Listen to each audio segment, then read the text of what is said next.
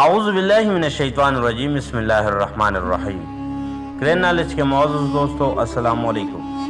میں ہوں ابراہیم اور آپ دیکھ رہے ہیں گرین نالج چینل۔ ناظرین کرام، عظیم مسلمان فاتحین کا سیریز جاری ہے اور آج ہم بات کریں گے فاتح نمبر 15 حضرت زید بن حارثہ رضی اللہ تعالیٰ عنہ کے بارے میں۔ سیدنا زید بن حارثہ رضی اللہ تعالیٰ عنہ وہ واحد صحابی ہے جن کا نام قرآن مجید میں بھی آیا ہے۔ آپ رضی اللہ تعالیٰ عنہ کو بچپن میں اغوا کر کے غلام بنا لیا گیا تھا، کئی ہاتھوں سے بکتے ہوئے الکبریٰ رضی اللہ تعالیٰ عنہ کے بھتیجے حکیم بن حزام نے خرید لیا اور اپنی پھوپھی حضرت حتیجۃ الکبریٰ رضی اللہ تعالیٰ عنہ کی نزد کر دیا۔ حضرت حتیجۃ الکبریٰ رضی اللہ تعالیٰ عنہ نے اس غلام کو حضور اکرم صلی اللہ علیہ وسلم کی نظر کر دیا۔ یہ در حقیقت ایک آزاد عیسائی خاندان کے لڑکے تھے۔ اس دوران آپ کے والد کو بھی آپ رضی اللہ تعالیٰ عنہ کی خبر پہنچ گئی۔ آپ کے والد حارثہ اور چچا کعبہ آپ کو لینے آئے، مگر حضور اکرم صلی اللہ علیہ وسلم کو منہ مانگی رقم کی پیشکش کر دی۔ آپ صلی اللہ علیہ وسلم نے فرمایا، اگر زید تمہارے ساتھ جانا چاہتے ہیں تو میں کوئی رقم نہیں لوں گا۔ سیدہ بنت ثعلبہ اپنے قبیلی بنو معاون سے ملاقات کے ارادے سے جا رہی تھی اور اس کا بچہ زید بن حارثہ کعبی بھی ان کے ساتھ تھا، لیکن وہ ابھی اپنے قبیلے کے دریا نہیں پہنچی تھی کہ بنو نقین کے سواریوں نے اچانک ان پر حملہ کر کے ان کا مال و اسباب لوٹ لیا اور ان کے اونٹ کو بھی ہانک کر کے گئی، جبکہ ان کے بچوں کو بھی گرفتار کر لیا گیا۔ جن بچوں کو گرفتار کر لے گئے تھے ان میں زید بن حارثہ رضی اللہ تعالیٰ عنہ بھی شامل تھا۔ زید ایک کمسن بچہ تھا اور وہ اس وقت اپنی عمر کی 8ویں منزل میں داخل ہوا تھا۔ ڈاکو اس کو فروخت کرنے کے عرض سے آقاز کے بازار میں لے گئے، جہاں سے قریش کے ایک سردار نے، جو کہ نہایت دولت مند اور اس کا نام حکیم بن حزام بن خولید تھا، اس نے بچے کو 400 درہم میں خرید لیا۔ حکیم بن حزام سردار نے اس کے علاوہ بھی کئی غلامی خرید لیا اور ان کو لے کر مکہ واپس آ گئی۔ جب اس سردار کی پھوپھی حتیجہ بنت خولید کو اس کی واپسی کی اطلاع ملی تو اس سے ملنے اور اسے خوش آمدید کہنے کے لیے گئی۔ انہوں نے اپنے بانجے ابن حزام سے مخاطب ہو کر کہا، کیا کچھ خرید کر لائے ہو؟ حکیم بن حزام بن خولید نے جواب دیا، قازہ کے بازار سے چند غلام خرید کر لایا ہوں، اگر آپ ان میں سے کسی کو پسند کرتے ہیں تو آپ کی خدمت میں ہدیہ کرتا ہوں۔ چنانچہ حضرت حتیجۃ الکبریٰ رضی اللہ تعالیٰ عنہ نے ایک ایک کر کے تمام غلاموں کے چہروں کو غور سے دیکھا۔ ان کی نگاہیں زید کے چہرے پر جا کر ٹک گئی اور وہ اسے دیر تک دیکھتی رہی اور اس میں ظاہر ہونے والی ذہانت و قطاعت کی علامات کی وجہ سے ان کو پسند کیا اور اپنے حزام سے لے کر اسے اپنے گھر لے آئی۔ کچھ دنوں کے بعد حضرت حتیجۃ الکبریٰ رضی اللہ تعالیٰ عنہ حضرت محمد صلی اللہ علیہ وسلم کے ساتھ رشتہ زواج میں منسلک ہو گئی اور اس موقع پر وہ آپ صلی اللہ علیہ وسلم کی خدمت میں کوئی بیش قیمت عمدہ تحفہ پیش کرنا چاہتی تھی۔ وہ اس کے لیے انہوں نے اپنے غلام زید بن حارثہ سے زیادہ کوئی چیز اور بہتر نظر نہیں آئی۔ چنانچہ حتیجۃ الکبریٰ رضی اللہ تعالیٰ عنہ نے زید رضی اللہ تعالیٰ عنہ کو آپ صلی اللہ علیہ وسلم خدمت میں پیش کیا۔ زید بن حارثہ ایک خوش نصیب بچہ تھا جسے حضرت محمد بن عبداللہ صلی اللہ علیہ وسلم کی سرپرستی میں رہ کر آپ صلی اللہ علیہ وسلم کی صحبت اور بہترین سیرت اور قرات سے بہراور ہونے کا اعزاز حاصل ہوا۔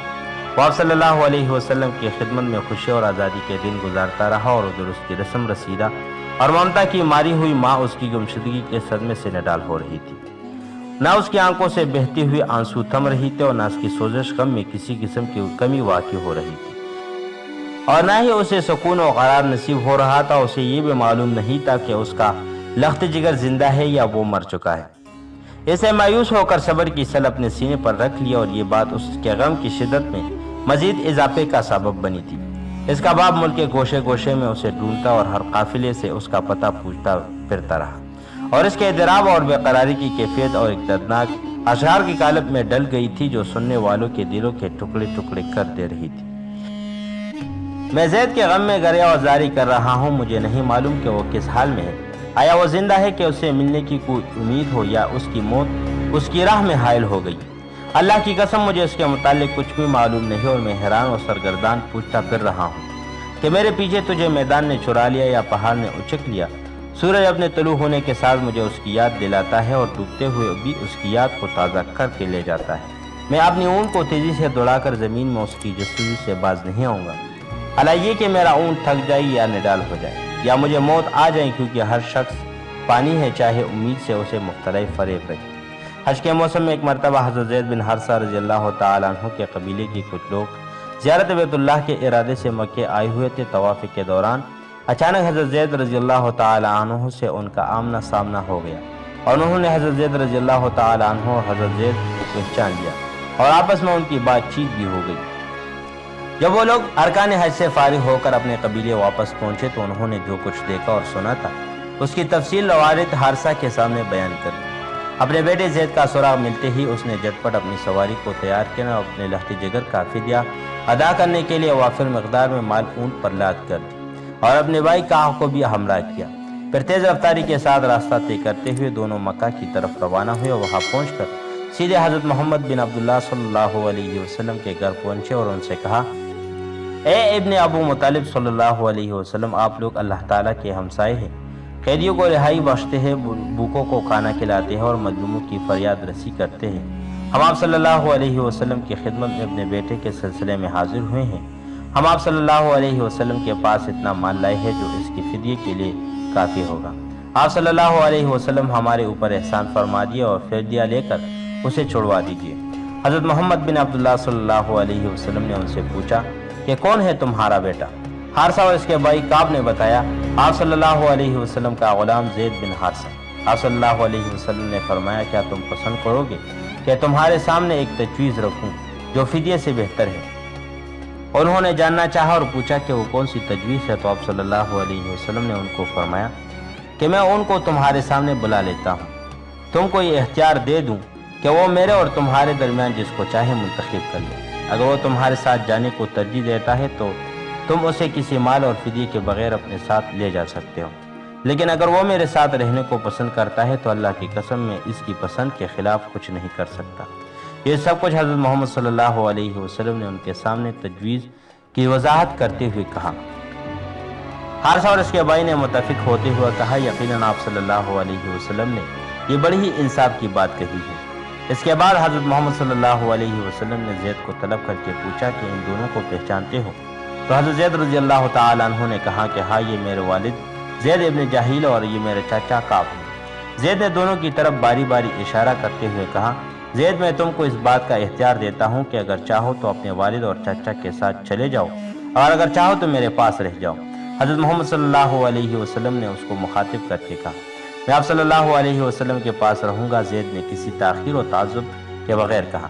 یہ سن کر اس کے باپ نے کہا، ارے تیرا بیڑا غرق ہو، کیا تو غلامی کو اپنے والدین پر ترجیح دے رہا ہے؟ حضرت زید رضی اللہ تعالیٰ عنہ نے اپنے والد سے کہا کہ میں ان کی طرف سے ایک چیز دیکھ چکا ہوں، میں وہ نہیں ہوں جو کبھی بھی ان سے جدا ہونا گوارا کرے۔ حضرت زید رضی اللہ تعالیٰ عنہ نے فیصلے کن لہجے میں یہ بات کہی۔ حضرت محمد صلی اللہ علیہ وسلم نے جب اپنے ساتھ حضرت زید رضی اللہ تعالیٰ عنہ کا اس غیر معمولی محبت کا خاطر دیکھا تو اسی وقت ان کا ہاتھ پکڑ کر اسے لیتے ہوئے بیت الحرام میں پہنچا اور ہجرت کے مقام پر قریش کے مجمع میں کھڑے ہو کر یہ اعلان کیا کہ قریش کے لوگوں کا واہ رہنا کہ آج سے یہ میرا وارث ہے، یہ میرا بیٹا ہے، میں اس کا وارث ہوں گا اور یہ میرا وارث ہوگا۔ یہ دیکھ کر حضرت زید رضی اللہ تعالیٰ عنہ کے باپ اور چچا کا دل خوشی سے معمور ہوا اور وہ اسے حضرت محمد صلی اللہ علیہ وسلم کے پاس چھوڑ کر اپنے قبیلے کی طرف واپس لوٹ گئے۔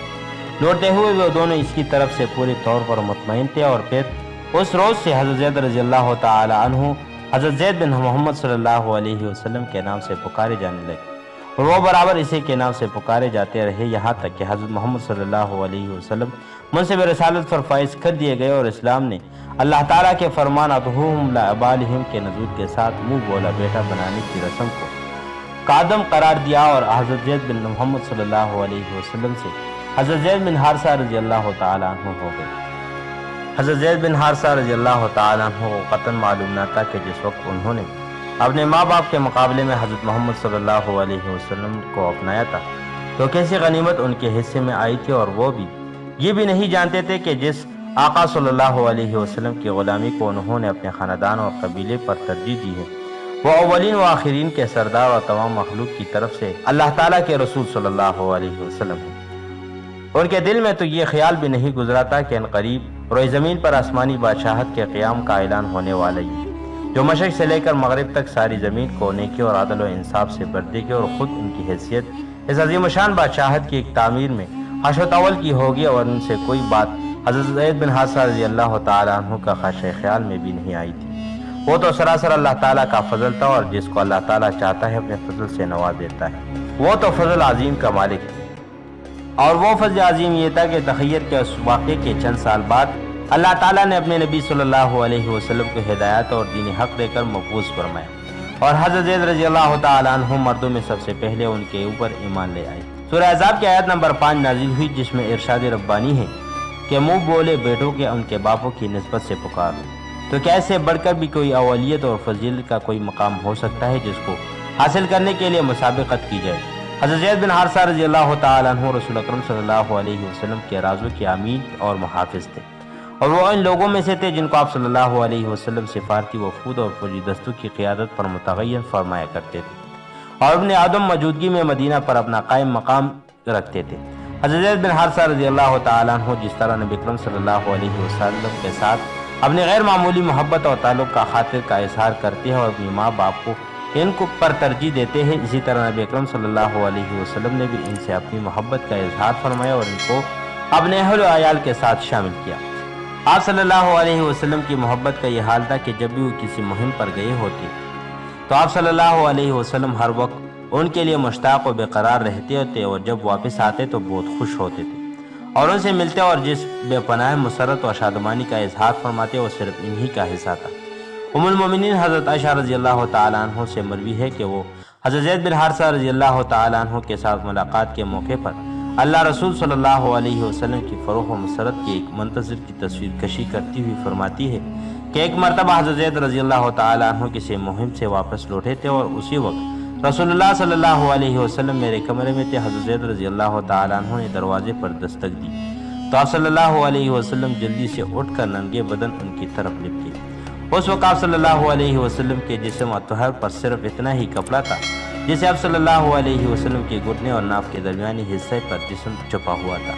آپ صلی اللہ علیہ وسلم اپنے کپڑے گھسیٹتے ہوئے دروازے کی طرف بڑھتے ان کو گلے سے لگایا اور بوسہ دیا۔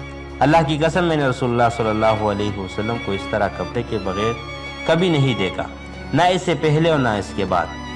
یہ بات تمام مسلمانوں کی شہر کے حد تک عام ہو چکی تھی کہ رسول اللہ صلی اللہ علیہ وسلم حضرت زید رضی اللہ تعالیٰ عنہ کے ساتھ بے پناہ اور غیر معمولی محبت رکھتے تھے۔ اسی وجہ سے ان کو زید حب شہید زید کہا کر بلایا کرتے تھے، اور حب جب رسول اللہ صلی اللہ علیہ وسلم کے محبوب لقب سے نوازا تھے تو ان کے بعد لوگوں کو ان کے بیٹے حضرت اسامہ بن زید رضی اللہ تعالیٰ عنہ کا لقب حب رسول صلی اللہ علیہ وسلم اور حب رسول صلی اللہ علیہ وسلم رکھا تھا۔ 8 ہجری میں اللہ تعالیٰ بزرگ و برتر کی مشیت نے حبیب رسول صلی اللہ علیہ وسلم کو ان کے محبوب حضرت زید بن حارثہ رضی اللہ تعالیٰ عنہ کی جدائی کے ذریعے آزمایا۔ ہوا یہ کہ رسول اللہ صلی اللہ علیہ وسلم نے حضرت حارث بن عمیر رضی اللہ تعالیٰ عنہ کو ایک خط جس میں اسے اسلام کی دعوت دی گئی تھی دے کر بصرہ کے حکمران کے پاس بھیجا۔ جب حضرت حارث رضی اللہ تعالیٰ عنہ مشرق اردن میں واقع موتا کے مقام پر پہنچے تو ایک غسانی حاکم شرجیل بن عمرو نے اس کا راستہ روک لیا اور اس کو گرفتار کر کے بپانے زنجیر کر لیا، اور بعد میں اس کی گردن اڑا دی گئی۔ رسول اللہ صلی اللہ علیہ وسلم کو ان کے قتل کا بے حد صدمہ ہوا، کیونکہ اس سے پہلے آپ صلی اللہ علیہ وسلم کے کسی علیچے کو قتل نہیں کیا گیا تھا۔ نبی اکرم صلی اللہ علیہ وسلم نے جنگ موتا کے لیے 3000 جنگجو پر مشتمل ایک فوج تیار کی، جس کی قیادت اپنے محبوب حضرت زید بن حارثہ رضی اللہ تعالیٰ عنہ کے سپرد کے اس کے ساتھ ہی آپ صلی اللہ علیہ وسلم نے یہ ہدایت بھی فرما دی اگر زید رضی اللہ تعالیٰ عنہ شہید ہو تو فوج کی قیادت حضرت جعفر بن ابی طالب رضی اللہ تعالیٰ عنہ کریں گے، اور اگر وہ بھی شام شہادت نوش کر لے تو لشکر کی کمان حضرت عبداللہ بن رواحہ رضی اللہ تعالیٰ عنہ کے ہاتھ میں دے دی جائے، لیکن اگر وہ بھی جنگ میں کام آ جائے تو پھر مسلمان اپنوں میں سے کسی اپنے کو امیر بنا لے۔ مجاہدین اسلام کا یہ لشکر مدینہ سے چل کر مشرق اردن کے ایک مقام معاون پر خیمہ نازل ہوا۔ ادھر ہرقل شاہ روم 1 لاکھ فوجیوں کے ساتھ غسانیوں کی مدد کے لیے چل پڑا۔ بعد میں عرب کے مشرق قبائل میں 1 سے 1 لاکھ مزید سپاہی اس کے لشکر میں شامل ہوئے، اور یہ لشکر جرات آگے بڑھ کر مسلمانوں کے پڑاؤ کے قریب فروکش ہوا۔ مسلمان معاون میں رک کر 2 دن تک جنگی لائحہ عمل میں تیار کرنے کے لیے غور و مشورہ کرتے رہے، اور ان میں سے کسی نے رائے دی کہ ہمیں موجودہ صورتحال سے رسول اللہ صلی اللہ علیہ وسلم کو مطلع اور روشن دشمن کی باری تعداد سے آگاہ کر کے آپ صلی اللہ علیہ وسلم کے حکم کا انتظار کرنا چاہیے۔ مذکورہ تجویز کے جواب میں کسی اور نے یہ تجویز پیش کی کہ لوگوں اللہ کی قسم ہم کثرت تعداد اور قوت اسلحہ سے بھروسے پر نہیں بلکہ دین اسلام کی صداقت اور حقانیت کے بل بولتے ہیں۔ चलो इस मकसद हासिल करने के लिए आगे बढ़ो जिसके लिए निकले हो। अल्लाह ताला ने तुम्हें दो में से एक कामयाबी की ज़मानत दे रखी है, या तो तुम्हें फतह व कामरानी से सरफराज फरमाएगा या दौलत शहादत से मालामाल करेगा। आखिरकार मौता के मैदान में दोनों फौजों के दरमियान मार्का आराई हुई और मुसलमान इसी बेजिगरी के साथ लड़े कि रूमी उसकी हिम्मत और शजाअत को देखकर दंग रह गई। उनके दिलों में उन 3000 जानबाजों की हैबत तारी हो गई जो 2 लाख का सामना करते हुए चट्टान किसी मजबूती के साथ डट गए थे। हज़रत ज़ैद बिन हारिसा रज़ी अल्लाह तआला अन्हु आलम रसूल सल्लल्लाहु अलैहि वसल्लम की मुदावत में ऐसी पामर्दी से और नहायत साबित कदमी के साथ लड़े कि जिसकी नज़ीर बहादुर की दास्तानों में तलाश करने से नहीं मिलती। आप रज़ी अल्लाह तआला अन्हु लड़ते रहे और उस वक्त तक लड़ते रहे जब तक कि सैकड़ों नेज़ों ने आप रज़ी अल्लाह तआला अन्हु के जिस्म को चलनी नहीं कर दिया था और वो खून में लथपथ होकर ज़मीन में नहीं गिरे थे। इनके गिरते ही हज़रत जाफ़र बिन अबी तालिब रज़ी अल्लाह तआला अन्हु ने लपक कर झंडा अपने हाथों में लिया और इसकी हिफाजत के लिए जान की बाजी लगाई और गैर मामूली शजाअत व जवान मर्दी का मुजाहरा करते हुए अपने पेशकदमी रूह से जा मिले। इसकी शहादत के बाद हज़रत अब्दुल्लाह बिन रवाहा रज़ी अल्लाह तआला अन्हु ने आगे बढ़कर झंडे को अपने कब्जे में ले लिया और इसकी मदाफत में दुश्मनों से लड़ते हुए अपने दोनों साथियों के साथ पहुंच गए। उनके बाद मुसलमानों ने हज़रत खालिद बिन वलीद रज़ी अल्लाह तआला अन्हु को अमीर बनाया। उनको दायरा इस्लाम में दाखिल हुए अभी ज़्यादा अरसा भी नहीं हुआ था कि वो फौज को लेकर पीछे हट गए और उसे मुकम्मल तबाही से बचा लिया। जब रसूलुल्लाह सल्लल्लाहु अलैहि वसल्लम के पास जंग के हालात और अपने तीनों से पसालारों की शहादत की खबर आ पहुंची तो आप सल्लल्लाहु अलैहि वसल्लम को बेहद सदमा हुआ और उनके अहले व अयाल की ताज़ियत के लिए तशरीफ़ ले गए।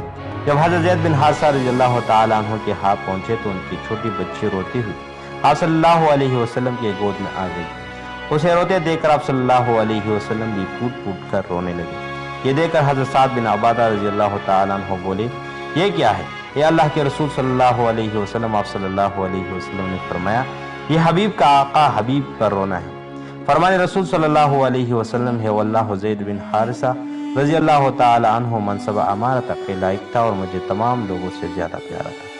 अल्लाह ताला से दुआ है कि उन जैसी हौसला और ईमानी ताकत हमें नसीब फरमाए। तो उस दुआ के साथ कि अल्लाह ताला हमारा खात्मा बिल ईमान कर दे और नेकी करने की तौफीक अता फरमाए। तो हमारी आज की वीडियो का यहाँ पर एहतिताम होता है। मज़ीद इस तरह की वीडियो के लिए हमारे यूट्यूब चैनल सब्सक्राइब कीजिए और बेल आइकन को दबाना मत भूलिए ताकि तमाम नई वीडियो की अपडेट आपको बर वक्त मिलती रहे। तो मिलते हैं अगली वीडियो में। उस वक्त तक के लिए अपने घरदार वालों का बहुत सा ख्याल रखिए। अस्सलाम वालेकुम।